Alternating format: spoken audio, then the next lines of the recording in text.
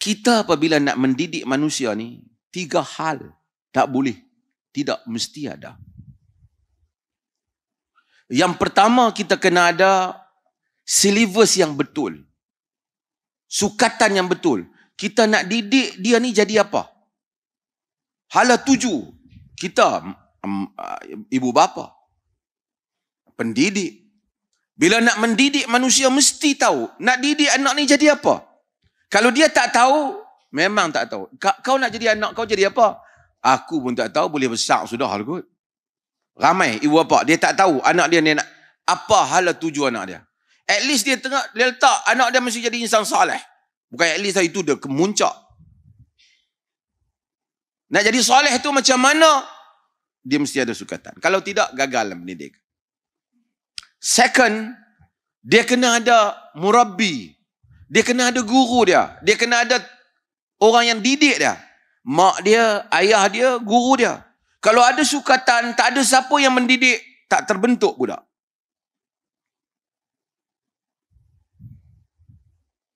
Buku bagus, orang didik tak ada.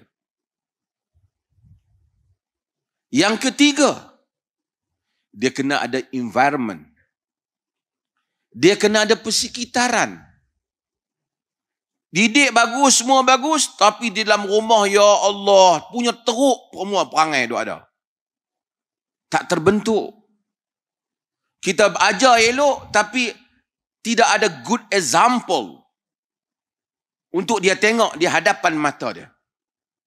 Tak terbentuk. Tak mungkin berjaya. Suasana tu. Maka Nabi sebab itu suruh kita pilih kawan yang betul. Sahabat yang betul. Nak amal sunnah, kena kawan dengan orang sunnah. Semangat sunnah, pergi kawan dengan orang khurafat. Kita percaya benda yang benar. Member kita percaya karut marut lah. Imam Mahdi keluar mana lah. Kita pergi percaya jadi baik sekali dengan dia. Kita pergi. Tak mungkin. Tidak ada environment. Jadi Nabi kata, man sakanal badiyata jafa. Siapa yang duduk di badiah, maka kontang perasaannya. Keras macam tu lah. Sebab tu anak-anak kita nak didik, kita kena letak dalam environment yang baik. Itu salah satu kebaikan kadang-kadang sekolah asrama, kalau betul. Mungkin di rumah suasana tak ada, suasana pelajaran tak ada. Ayah dia pun tak boleh nak ajar, mak dia tak ada semangat, tapi bagus. Dia letak sekolah asrama, tapi kena betul lah sekolah asrama tu. Suasana ada. Ini maksud kalau nak ini sekarang zaman orang cakap tentang Madani, Hadari dulu. Itu maksud mudun, civilized. Maksud awak masukkan anak-anak ini, kehidupan kita ini di kalangan manusia yang bertamadun. Saya cakap dalam kuliah yang lepas tentang masalah kufu. Itu saya kata kufu. Kenapa tak boleh kahwinkan kalau tidak kufu sebahagian mazhab? Menyebut tentang masalah ini. Kerana kalau wanita itu dididik, anak perempuan itu dalam suasana yang bagus, dimasukkan dalam family yang teruk. Memang tak kufu. Rosak kita didik dia 20 tahun, masuk dalam family, cakap, lucah, pantang terkejut, mencarut. Macam mana? Kemudian dia akan duduk situ. Lama-lama dia terbiasa dengan keadaan itu. Sebab itu kita kena keluar diri kita daripada apa-apa saja environment yang teruk. Isteri yang hidup dalam keadaan baik, dapat suami, mulutnya teruk, dia kena keluar daripada suami dia tu. Kalau dia nak jadi orang baik.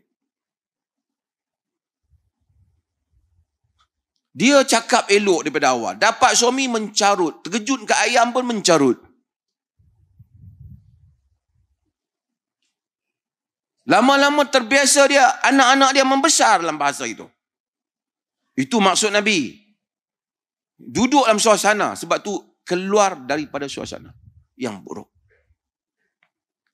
Salah satu nak membentuk diri, keluar daripada suasana yang buruk.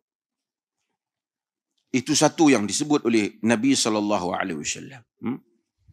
Jadi sebab tu kalau kita nak membentuk masyarakat yang bertamadun, di Perlis ni kita duk cakap benda ni lah. Masyarakat yang bertamadun. Hari ni ada orang tanya saya, pasal apa ada peningkatan, apa dia kata, seks jenayah seks di Perlis. Polis beritahu. Dia kira secara peratusan. Dia sebenarnya, saya bukan nak bela. Banyak negeri semua cerita naik, meningkat. Tapi apa yang kita kena tahu, peratus ni, bukan nak bela Perlis, tapi peratus ni tidak fair kita kira dengan peratus ni. Kalau tahun lepas ada jenayah, satu jenayah, tahun ini ada jenayah yang kedua, tahun lepas tak ada, 2 jenayah, peningkatan dia tu 100%.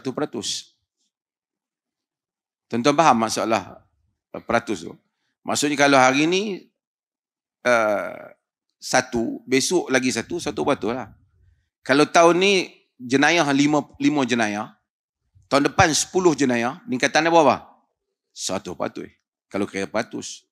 Tapi bilangan mungkin sikit, mungkin. Tapi kalau jenayah dia tahun ini 100, tahun depan naik 20, peningkatan dia baru 20%. Padahal jenayah 100, 20. Tapi tak apalah. Tapi saya nak ceritanya ialah kualiti kehidupan. Tuan-tuan ramai datang ni, kena ambil kualiti kehidupan. Kita kena upgradekan kualiti kita.